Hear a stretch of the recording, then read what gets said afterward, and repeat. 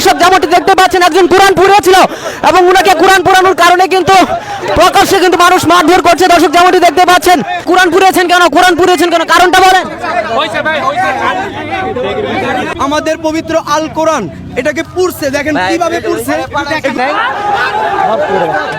দর্শক দেখতে পাচ্ছেন এখানে একজন কোরআন পড়িয়েছিল টিএসসি চত্বরে, তাকে পুলিশ কিন্তু হেফাজতে নিয়ে যাচ্ছে আর তাকে কিন্তু সাধারণ জনতা কিন্তু মারধর করছে। দর্শক যেমনটি দেখতে পাচ্ছেন পুলিশের হেফাজতে কিন্তু আছে এবং তাদেরকে কিন্তু মারধর করছে। দর্শক যেমনটি দেখতে পাচ্ছেন একজন কোরআন পড়িয়েছিল এবং উনাকে কোরআন পড়ানোর কারণে কিন্তু প্রকাশ্যে কিন্তু মানুষ মারধর করছে। দর্শক যেমনটি দেখতে পাচ্ছেন এবং শাহবাগ থানার পুলিশ কিন্তু তাদেরকে নিয়ে যাচ্ছে। দর্শক সেই কিন্তু প্রকাশ্যে কোরআন পড়িয়েছে, ভাই আসতে প্রকাশ্যে কিন্তু কোরআন পড়িয়েছিল এবং সেই কারণে পুলিশ শাহবাগ থানার পুলিশ তাকে হেফাজতে নিয়েছে এবং সাধারণ যে মুসলমান রয়েছেন বা এখানে উৎসুক জনতা রয়েছে তারা কিন্তু তাকে মারধর করেছে।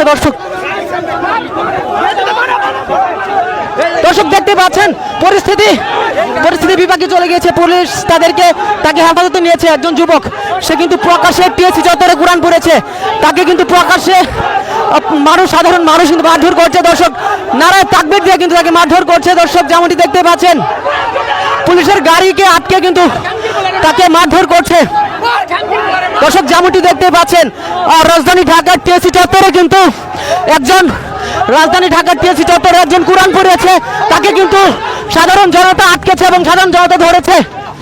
দর্শক যেমনটি দেখছেন পুলিশ কিন্তু তাদেরকে হেফাজতে নিয়েছে এবং তাকে শাহবাগ থানায় নিয়ে গেছে।